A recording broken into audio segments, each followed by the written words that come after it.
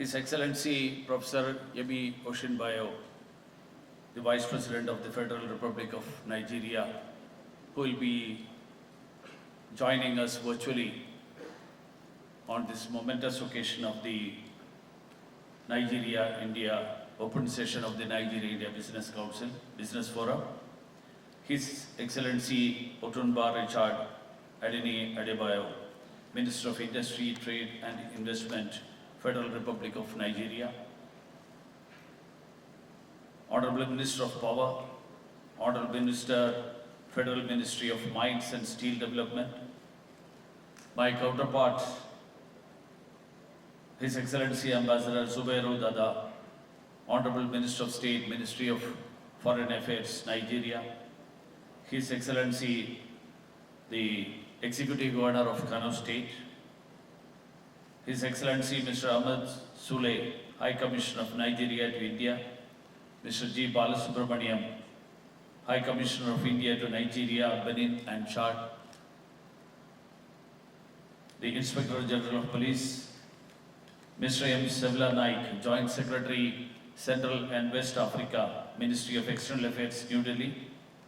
Distinguished industry representatives from both India and Nigeria, Excellencies, ladies and gentlemen, good morning and namaskaram to all of you. I am extremely delighted to address the inaugural session of the Nigeria-India Business Council organized in Nigeria by NIBC. This is my second official visit to the beautiful country Nigeria, which is our highly valued partner in Africa. Africa has been accorded a top priority by the Government of India and declared as a focus continent, keeping in line with the 10 guiding principles articulated by the Prime Minister Narendra Modi during his speech at the Ugandan Parliament in July 2018. Frequent high-level visits and expansion of India's diplomatic footprint in Africa in the last few years are some examples of this prioritization. Development partnership and capacity building are at the core of this engagement, and our assistance is demand-driven and responds to the needs and priorities of Africa. Our trade with Africa touched $89.5 billion in 21-22, and our cumulative investment registered $70 billion with strong presence of Indian companies in various sectors.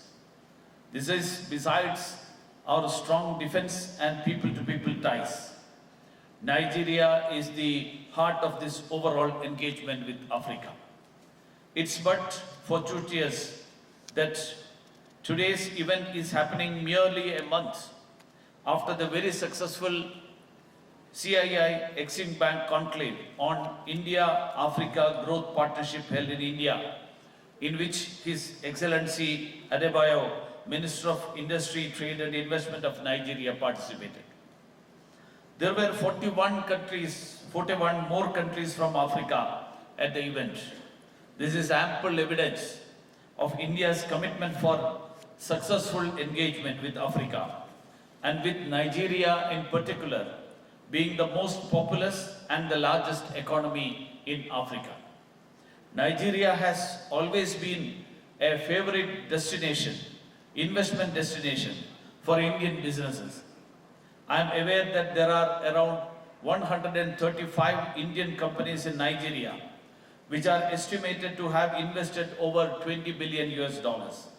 It's also a matter of pride that companies owned by Indians or persons of Indian origin are reputed to be the second largest providers of employment in Nigeria. The large and growing population of Nigeria, its talented youth, the abundance of natural resources, a democratic and business-friendly government, and very strong cultural bonds between our peoples have all fueled the rising economic engagement between both countries. But there is still great potential to enhance our economic cooperation And with the pandemic behind us, both countries must look to vigorously make up for opportunities lost during the last 2 years. On the trade front, Nigeria has been India's largest trading partner in Africa and a very valuable energy partner. Bilateral trade between both countries in the year 21-22 had risen substantially over the previous year to touch 14.95 billion US dollars.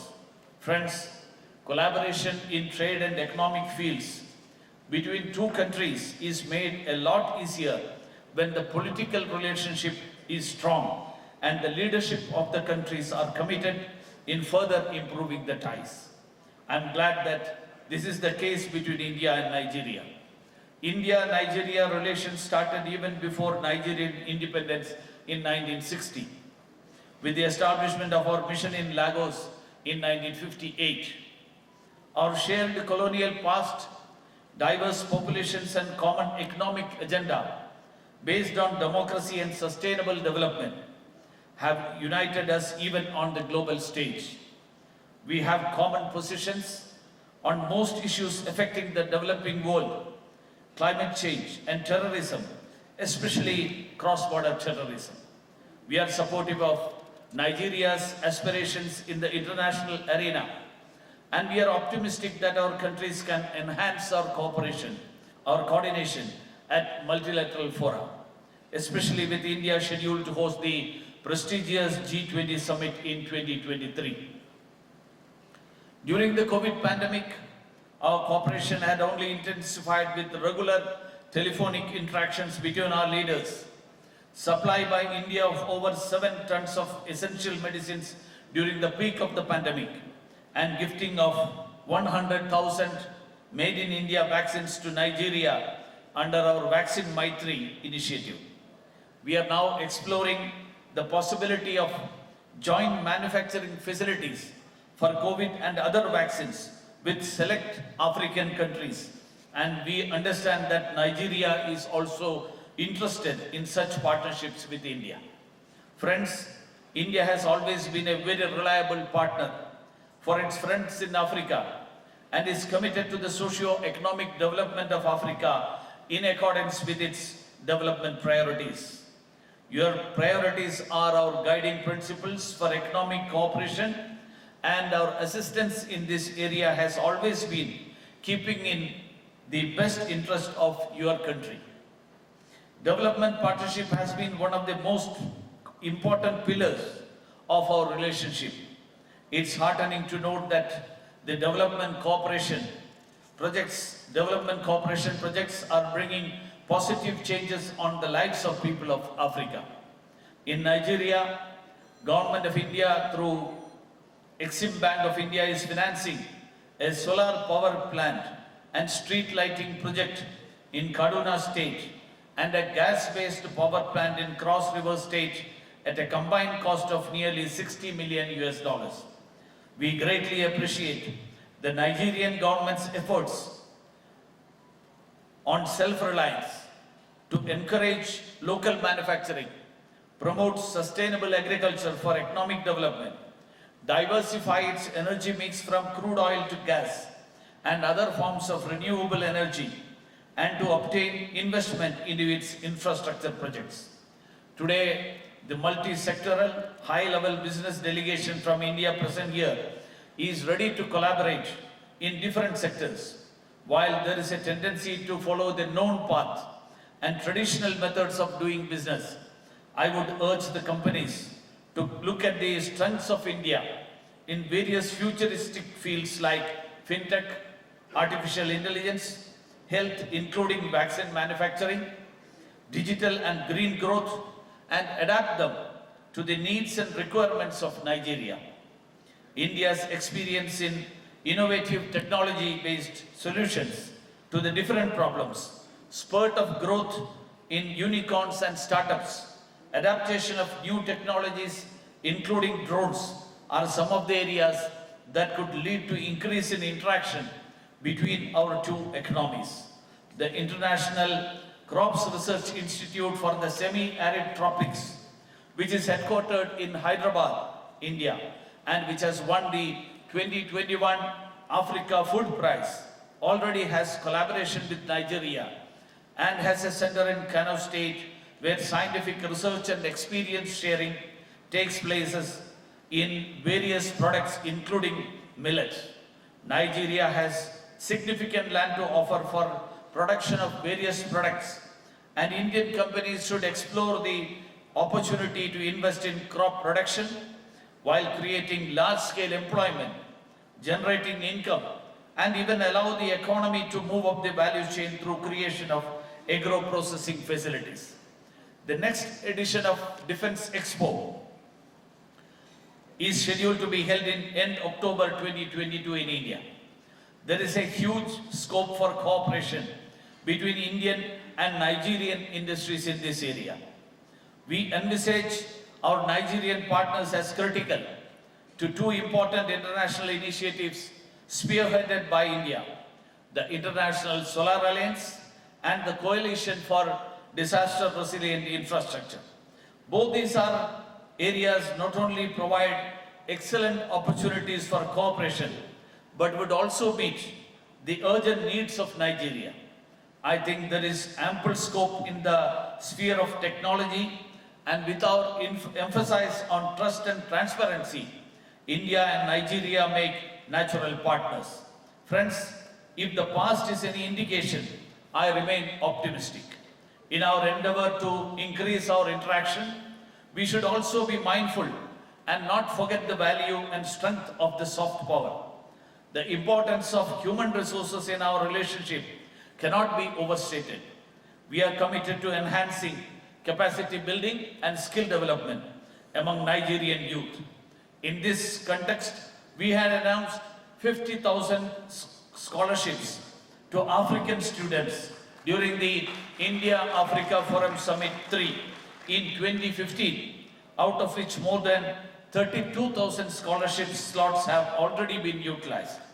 It's a matter of pride for us that several high-ranking leaders, ministers, officials from Nigeria have studied in Indian universities and other institutions. Apart from this, a number of students and officials from Nigeria have also been trained under the ITEC program to provide high-quality virtual education and medical services.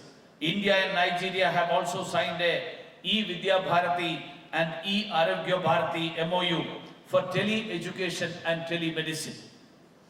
I am given to understand that about 9,000 Nigerian students have sought admission under this scheme in the Indian institutions, which the Indian government would support with full scholarship.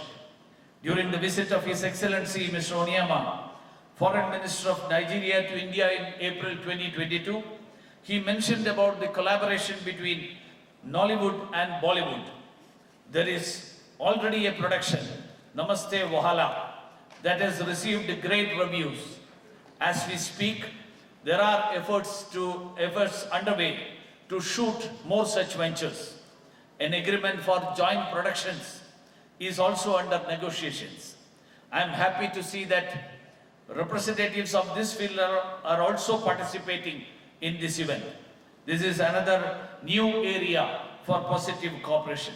In conclusion, I would like to state that I am optimistic that the multi-sectoral business delegation from India present here today would identify many more opportunities for collaboration, and wish the event all success. Thank you.